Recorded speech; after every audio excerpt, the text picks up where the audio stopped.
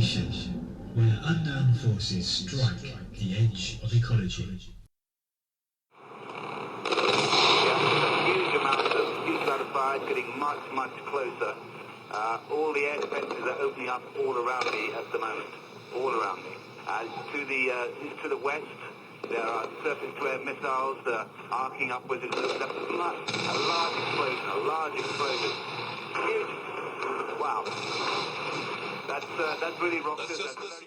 The possibility of a Western-led attack on Iran is growing by the day. Up until recently, the very thought of such an action was considered remote and something of a last resort for the likes of the US, UK and Israel. Sanctions and negotiation were the primary approach. However, in recent weeks the situation appears to have dramatically altered.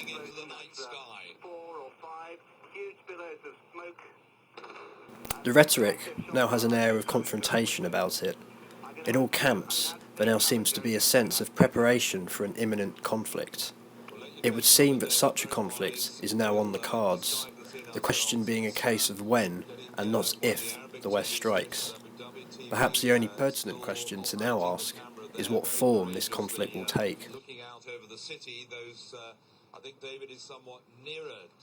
We have seen several key developments in the last few months that indicate a growing tension in the region. The most notable has been the continuing covert war of sabotage being waged on Iran by the West. Western intelligence agencies have been interfering with the progress of Iran's nuclear program for some time now.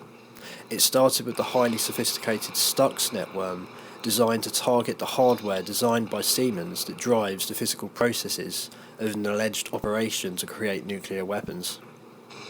Stuxnet was the first reported act of cyber warfare against Iran and reportedly caused significant damage to the country's timelines, whether those timelines be linked to a nuclear weapons program or just an attempt to progress a peaceful atomic energy plan. In recent weeks, we have now seen assassinations of key scientists, including one case where a huge explosion at a remote long-range missile factory killed the lead scientist of the whole program. Add to that the recent ransacking of the British embassy by elements of Iran's Revolutionary Guard, and a downed US drone over Iranian airspace, and you get a sense of a war footing emerging, and perhaps even the signs of the opening salvoes of that war. The form this imminent conflict will take is open to speculation. On the one hand, it is clear that there could be a significant air contingent.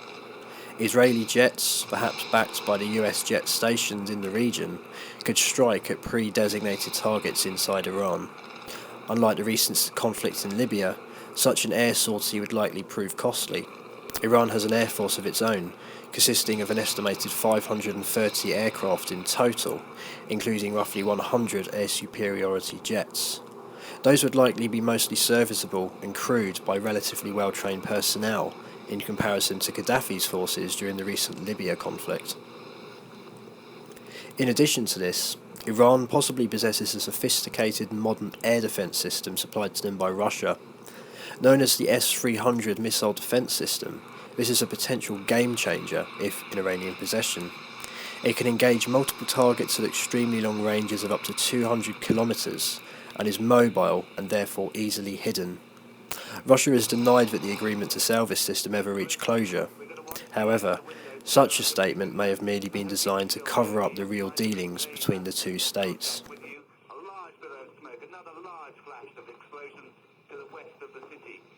Even if an air campaign against Iran proved effective, the conflict would not end there. Iran would retaliate in every way possible, as stated by their president. Ground forces would likely move to capture and block the Straits of Hormuz, a location that sees 40% of the world's oil supplies pass through it annually. There would also no doubt be a strike against Western shipping in the region. Iran possesses highly effective Soviet-era anti-ship missiles known as sunburns, which can target ships at long range and move at such speed that countermeasures are not always effective. As a result of these probable Iranian reactions, we could see a Western response that far outweighs any potential initial plan. Ground troops would need to be called in to move and secure strategic locations. There is also a likely danger of many downed Western aircraft and crews being captured behind enemy lines. Iraq could also prove a staging ground for Iranian troops entering in via the eastern border. US troops in the area would be forced to engage them, thus initiating a ground conflict. To defeat Iran and prevent retaliatory actions, the West would need to commit to a long war. It would also be a situation where the only real end would come if Western troops entered into Iran and captured key cities, forcing a regime change through rebellion or surrender. In a situation like this, all eventualities would need to be considered, including potential terrorist strikes on Western infrastructure and Hezbollah attacks in Israel. A front would likely open up in Lebanon, where Iranian-backed forces would likely be instructed to initiate rocket attacks. A repeat of the 2006 conflict would therefore be a likelihood. Only this time, there will be a far greater presence of Hezbollah forces in the region. They would be more prepared and better equipped than in 2006. We would also likely see a flare-up in Syria, and perhaps a move by Turkey to assert itself in the region. Such a conflict would draw Russia and China in. Due to economic ties with Iran, there could be a clash of interests here. Russia, in particular, could view a Western attack on Iran as in direct violation of international law. As a result, there will be increased tension between these states. Such tension could escalate to Cold War levels due to the stakes at play, and in such a situation, China could decide to assert itself given its newfound economic might. A conflict with Iran will be costly and has the potential to ignite the whole region into chaos.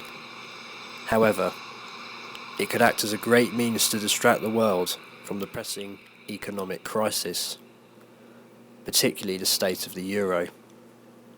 War is profitable, after all, and people love seeing big explosions on their HD TVs.